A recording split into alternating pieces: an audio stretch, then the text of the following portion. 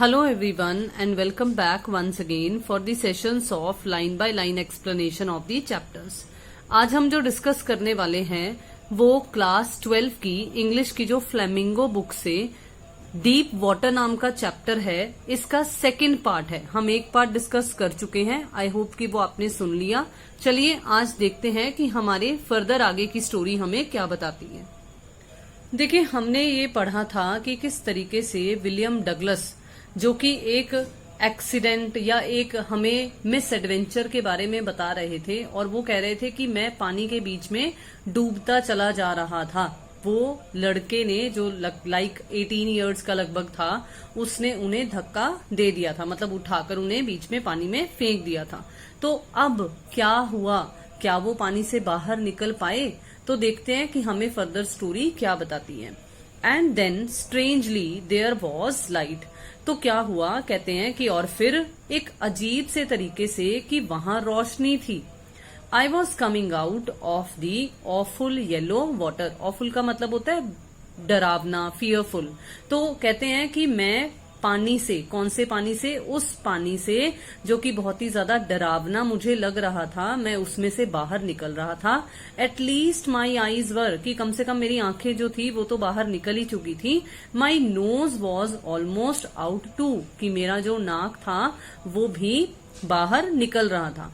Then I started down a third time. अब देखो, started down लिखा हुआ है, तो यहाँ आपको ये बताते हैं कि फिर मैं दोबारा से, 2 बार तो हमने लास्ट सेशन में स्टडी कर लिया था, अब कहते हैं कि थर्ड टाइम फिर से दोबारा से मैं नीचे जाने लगा।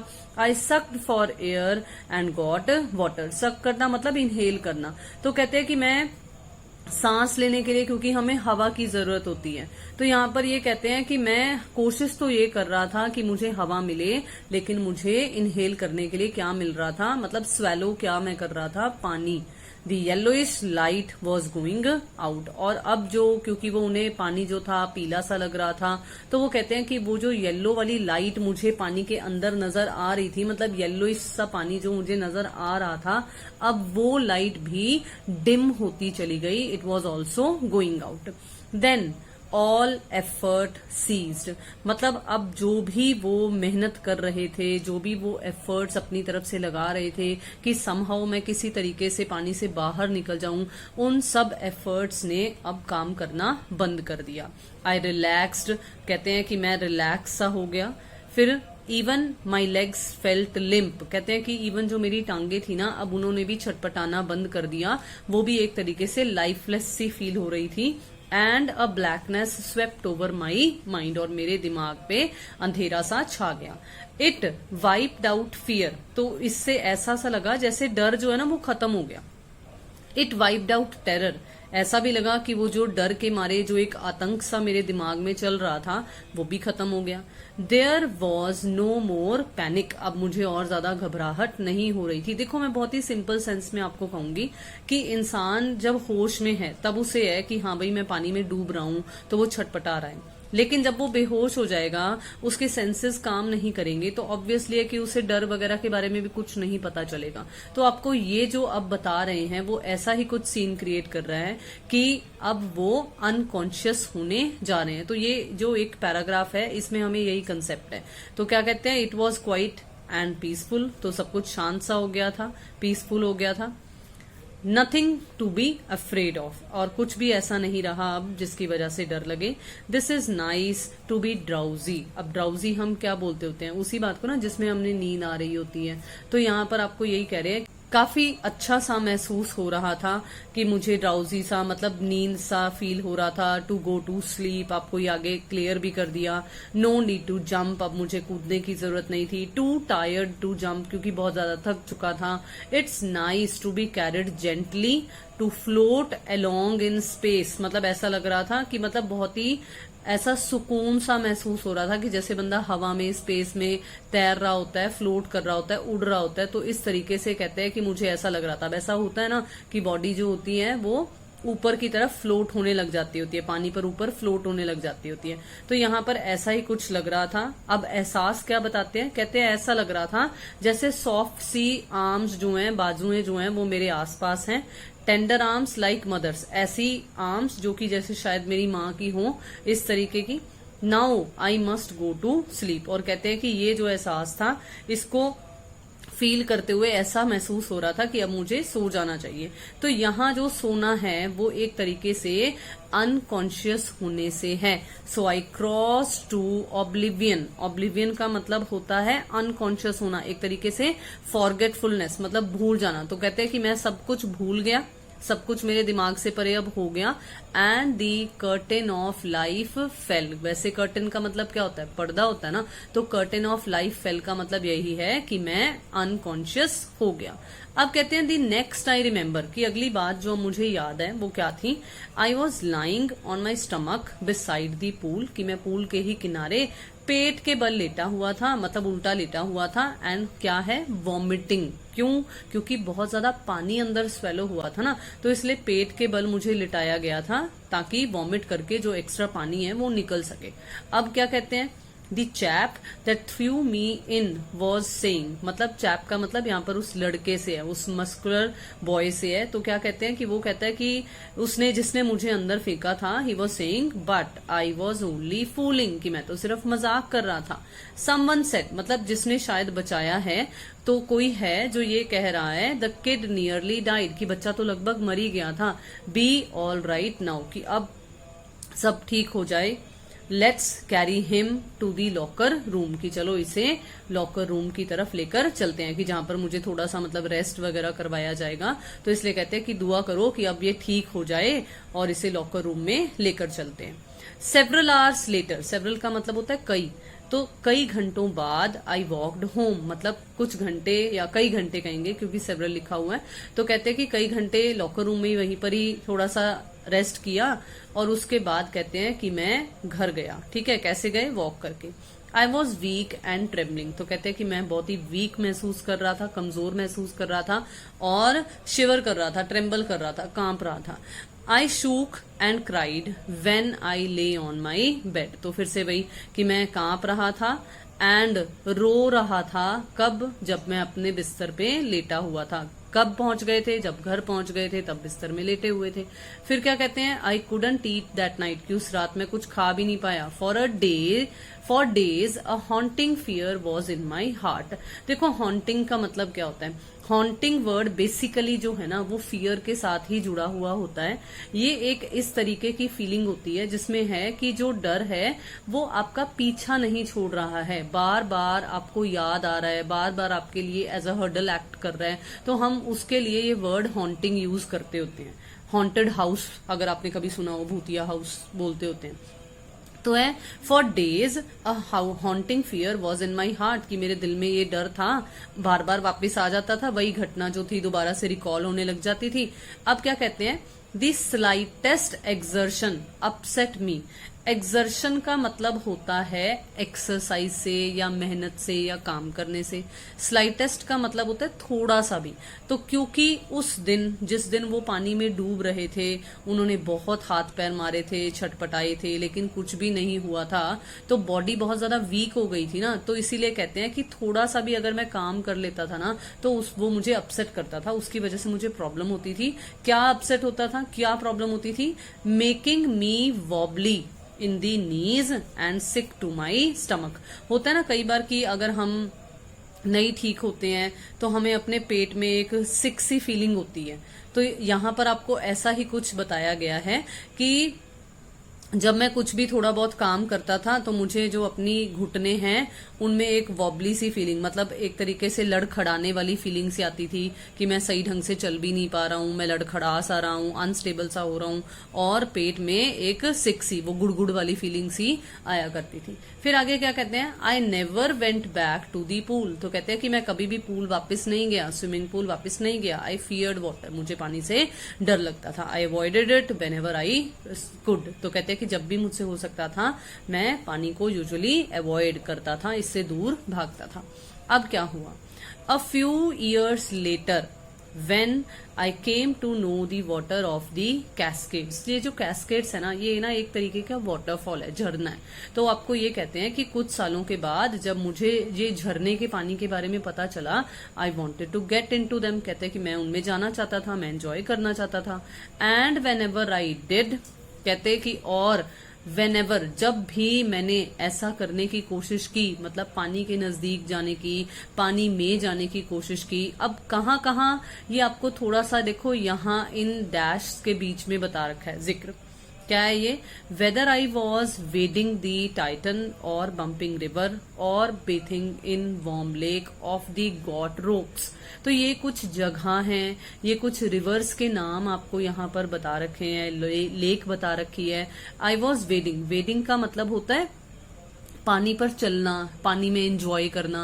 तो ये है कि इस रिवर में या वार्म लेक में कहीं पर भी अगर मैं ये पानी से रिलेटेड अपना कुछ एंजॉयमेंट करने की कोशिश करता था तो क्या होता था, the terror that had seized me in the pool, वो दहशत, वो भय, वो डर जिसने मुझे पूल में अपने आप में जकड़ लिया था, रोक लिया था ना, दैट वुड कम बैक, कि वो वापस आ जाया करता था। It would take possession of me completely, इसका मतलब है कि ये पूरा का पूरा मुझ पर हावी हो जाया करता था। My legs would become paralysed, मेरी जो टांगे थी वो एक तरीके से अपंग हो जाया करती थी, पैरालाइज्ड हो जाया करती थी, मतलब काम करना बंद कर देती थी। And IC horror would grab my heart, मतलब दिल जो है वो एक तरीके से फ्रीज हो जाया करता था।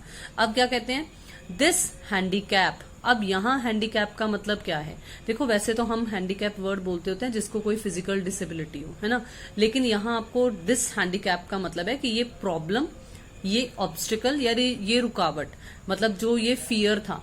तो this stayed with me as the years rolled by, कि जैसे जैसे दिन बीतते चले जा रहे थे वैसे वैसे ये डर भी मेरे साथ ही बढ़ता चला जा रहा था, मतलब खत्म नहीं हो रहा था, मेरे साथ ही आगे बढ़ता चला जा रहा था।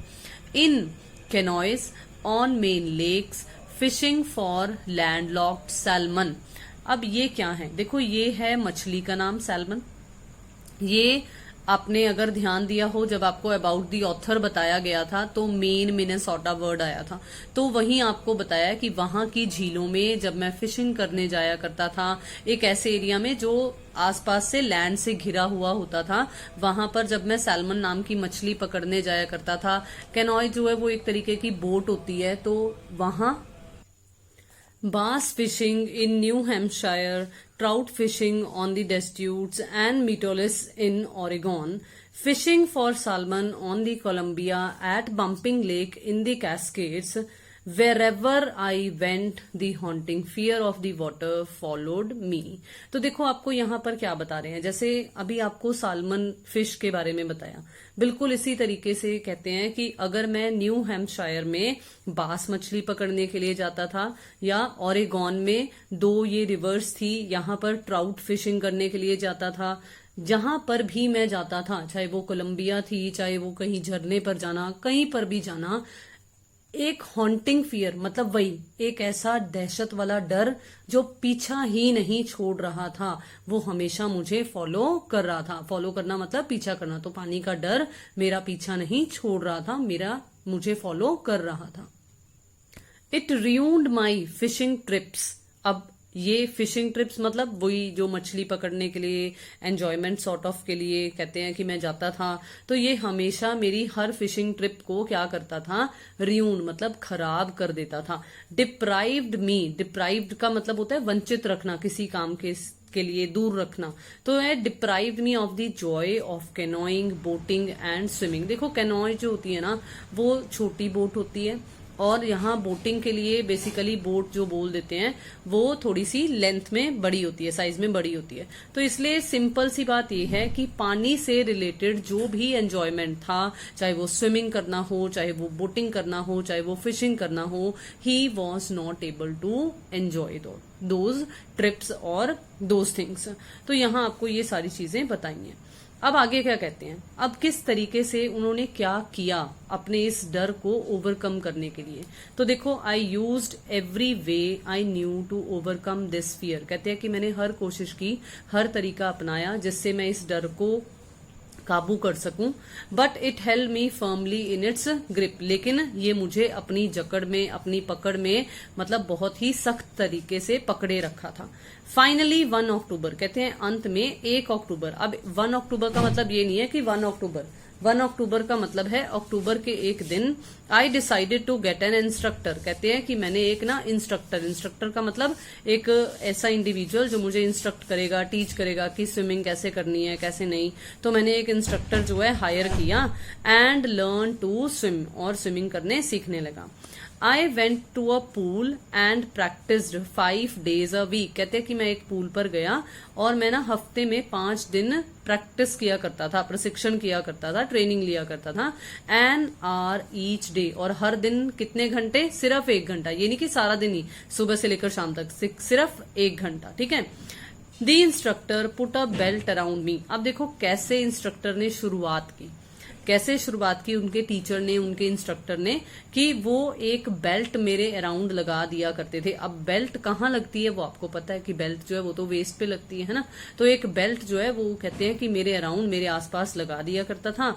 और फिर क्या होता था, a rope attached to the belt went through a pulley that ran on an overhead cable, मतलब मेरे सिर के ऊपर से होते हुए वो जो बेल्ट थी एक पुली के थ्रू जाती थी, और वो उस रोप को फिर दूसरे सिरे से पकड़े रहते थे। क्या कहते हैं, he held on to the end of the rope, तो इस तरीके से कहते हैं कि एक सिरा जो था, एक एंड जो था रोप का, उन्होंने वो पकड़े हुए होता था। And we went back and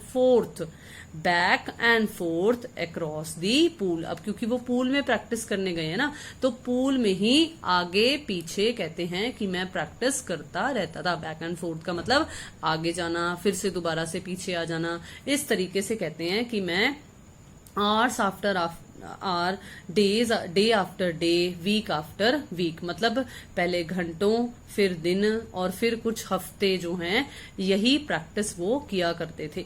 on each trip across the pool a bit of the panic seized me, तो फिर से दोबारा से कहते हैं कि मैं जब भी पूल पर जाकर ये प्रैक्टिस किया करता था ना, तो थोड़ा बहुत डर जो था ना वो मुझे रोकता था कि ये तुम क्या कर रहे हो, तो मतलब वो कहीं ना कहीं फिर से दोबारा से वो हॉन्टिंग फियर आता था माइंड में। Each time the instructor relaxed his hold on the rope and I went under, some of the old terror returned and my legs froze, तो आपको कहते हैं कि हर बार कहते हैं कि जब इंस्ट्रक्टर ना रोप जो है थोड़ी सी ढीली छोड़ देता था ना, रिलैक्स करता था, रोप थोड़ी सी ढीली छोड़ता था, तो क्या हुआ करता था, कहते हैं कि मैं ना अंदर, पानी के अंदर चला जाया करता था, और फिर वो दोबारा से वो पुराना डर जो था वो वापस दोबारा से आ जाया करता था, और मेरी जो टांगे हैं वो एक तरीके से फिर से दोबारा से फ्रीज हो जाया करती थी। It was 3 months before the tension began to slack, slack का मतलब होता है कम होना, कमी होना, तो कहते हैं कि 3 महीने लग गए शुरुआत में कि ये जो मेरा डर था वो धीरे धीरे फिर कम होना शुरू हुआ।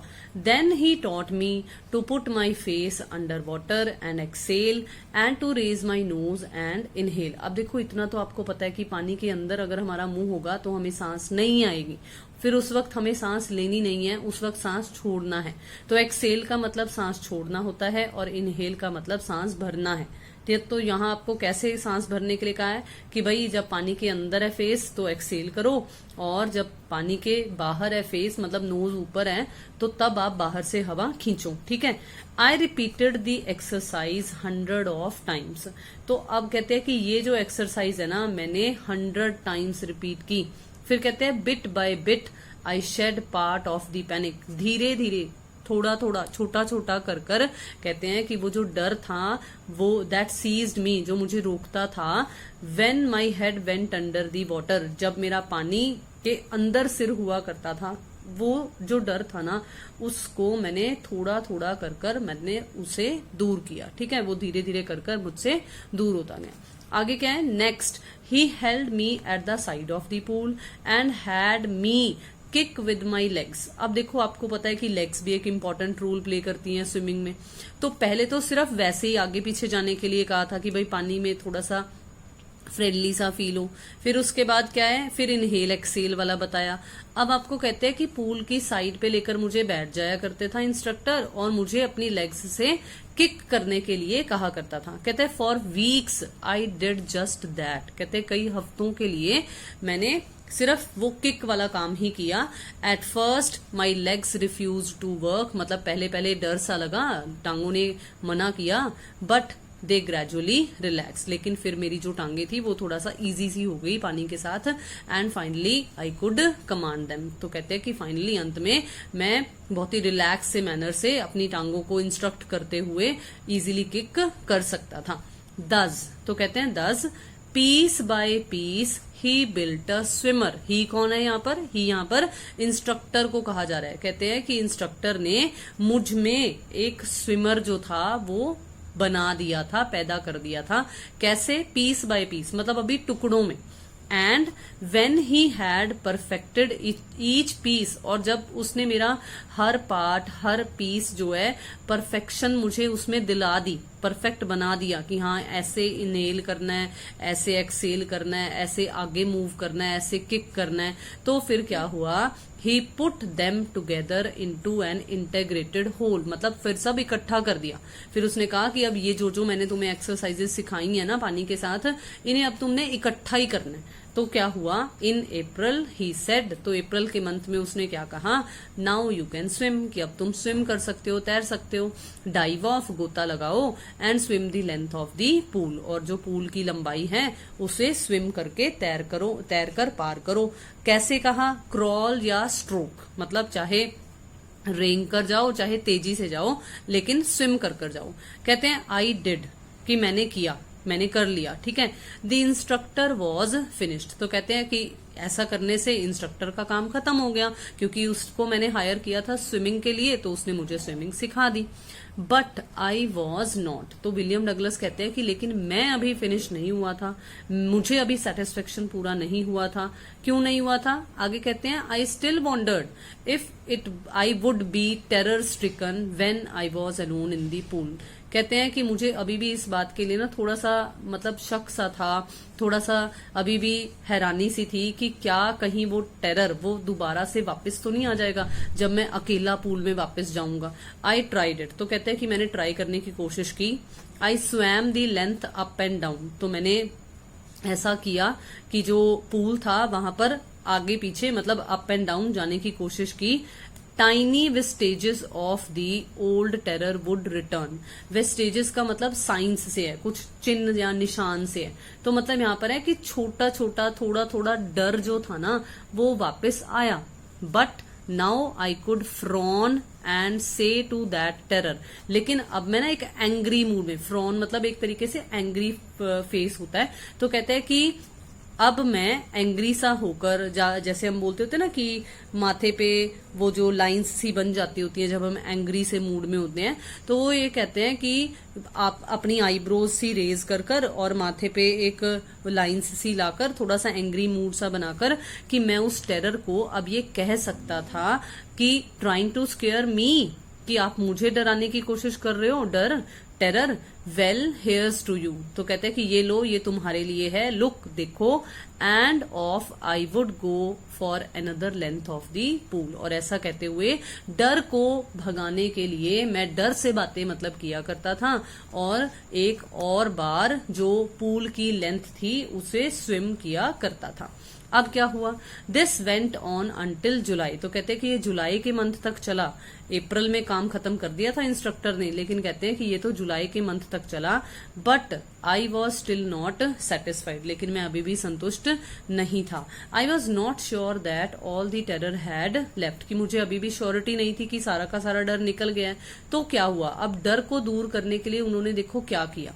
सो I went to Lake Wentworth in New Hampshire, तो मतलब आपको ये कहते हैं कि लेक वेंटवर्थ वो गए dived off a dock at Triggs Island, और ट्रिग्स आइलैंड मतलब ट्रिग्स टापू पर एक डॉक, एक बंदरगाह बना हुआ था, वहां से उन्होंने गोता लगाया।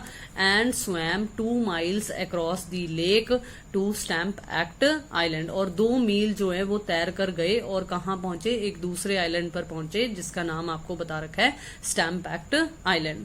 कहते हैं आई swum the crawl, breast stroke, side stroke and back stroke. देखो ये ना डिफरेंट पोजीशंस हैं स्विमिंग में ही, तो आपको ये कह रहे हैं कि मैंने क्रॉलिंग भी की, मैंने ब्रेस्ट स्ट्रोक भी ट्राई किया, साइड स्ट्रोक भी लगाया, बैक स्ट्रोक भी किया, तो हर तरीके से मैंने स्विम किया। Only once did the terror return, सिर्फ एक बार जो डर था वो वापस आया। When I was in the middle of the lake, जब मैं लेक के बिल्कुल मध्य, बिल्कुल मिडल में था, बीच में था। I put my face under, मैंने अपना फेस जो था वो पानी के अंदर डाला। एंड सॉ नथिंग, और कुछ भी नहीं देखा। But bottom less water, pool में तो फिर भी एक बॉटम होता है, टाइल्स दिखती हैं स्विमिंग पूल में तो, लेकिन ये तो लेक थी ना एक तरीके से, तो यहाँ आपको ये कहते हैं कि मुझे एक बॉटमलेस, जिसका कोई बॉटम ही नहीं था, एक ऐसा वाटर बीच में दिखा। ओल्ड सेंसेशन रिटर्न्ड इन मिनिएचर, मिनिएचर मतलब होता है छोटा प्रारूप, तो यहाँ आपको ये कहते हैं कि जो पुराना वो डर था ना, वो एक उसका छोटा सा एक रूप जो था वो मुझे दिखा, मतलब आपको सिंपल ये कहना चाहते हैं कि थोड़ा सा डर मुझे लगा। फिर क्या हुआ, आई लाफ्ड एंड सेड, तो मैं हंसा और मैंने क्या कहा, वेल मिस्टर टेरर। फिर से दोबारा से डर से बात कर रहे हैं, क्या कहते हैं कि well Mister Terror, what do you think you can do to me, कि आप क्या सोचते हो कि आप मेरे साथ क्या कर लोगे। इट फ्लेड, और ऐसा कहते ही वो चला गया। एंड आई स्वैम ऑन, और मैं तैर लिया। कहते हैं yet I had residual doubts, residual मतलब अभी भी ना बची खुचे कुछ अभी भी मुझ में डाउट्स थे, संदेह सा था। And at my first opportunity, और जब मुझे पहले मौका मिला, आई हरिड वेस्ट, मैं वेस्ट वाली साइड में गया। Went up the Tieton to Conrad Meadows, up the Conrad Creek trail to Meade glacier and camped in the high meadow by the side of the warm lake. तो फिर से आपको देखो वही बात बताई जा रही है कि मैं अपने डर को दूर भगाने के लिए पर्टिकुलर जगह पर गया। जो भी आपको यहाँ ये नाम बता रखे हैं, ये पर्टिकुलर जगह है जहां पर वो गए हैं। वार्म लेक के पास जाकर फिर उन्होंने अब कैंपिंग की है, अपना कैंप लगाया है, तो और इस तरीके से अपने डर पर काबू पाने की उन्होंने कोशिश की है। कहते हैं नेक्स्ट मॉर्निंग, तो पहले तो वो गए हैं वहां, और क्या कहते हैं, next morning I stripe, stripe का मतलब होता है टू रिमूव क्लोथ्स, तो कहते हैं कि मैंने अपने क्लोथ्स पुट ऑफ किए हैं। And dived into the lake, मतलब वार्म लेक गए हैं ना, वहां पर जाके कैंपिंग की थी ना, तो ये तो कहाँ से गए थे वो रास्ता आपको बताया। फिर आपको ये बताया यहाँ पर कि सुबह जब हुई नेक्स्ट मॉर्निंग, तो मैंने कपड़े उतारे और क्या किया, मैंने गोता लगाया लेक में। And swam across to the other shore and back, तो मतलब एक किनारे से दूसरे किनारे तक स्वैम कर गए हैं। Just as Doug Corparan used to do, तो कहते हैं कि जैसे Doug Corparan used to do, तो कहते हैं कि जिस तरीके से उन्होंने किया, ये किसी का नाम है, कि जैसे उन्होंने किया था बिल्कुल उसी तरीके से मैंने भी ये किया। आई शाउटेड विद जॉय, कहते हैं मैं खुशी के मारे चीखा। And Gilbert Peak returned the echo, देखो अगर आपने साइंस में कभी सुना हो तो इको इफेक्ट होता है ना, कि हम बोलते हैं अगर ऊंची आवाज में तो वापस हमारी ही आवाज हम तक आती होती है।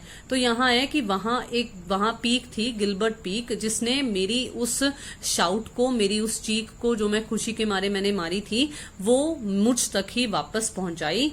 आई had conquered my fear of water, और अब फाइनली वो कहते हैं कि मैंने अपने पानी के इस डर पर जीत हासिल कर ली थी। The experience had a deep meaning for me, कहते हैं कि ये जो एहसास था, ये जो मेरे लिए एक्सपीरियंस था, अनुभव था, इसका मेरे लिए बहुत ही गहरा मतलब था। As only those who have known stark terror and conquered it can appreciate. तो फिर से ना ये सेम उसी तरीके की लाइन जो हमने एक बार फर्स्ट सेशन में भी पढ़ी थी, उसमें था कि डर के पॉइंट ऑफ व्यू से था कि वही इस डर को समझ सकता है। अब यहाँ पर है कि जिसने ऐसे डर पर जीत हासिल की हो ना, वही इसे अप्रिशिएट कर सकता है, वही इस बात को की सराहना कर सकता है, वही इसे समझ सकता है। In death there is a peace, कहते हैं कि मौत में तो शांति होती है, क्योंकि तब सब कुछ शांत हो जाता है। There is terror only in the fear of death, सिर्फ मौत का जो डर होता है ना, उसमें ही एक भय सा लगता होता है, मरने से डर लगता होता है, उसके बाद तो कुछ नहीं है ना।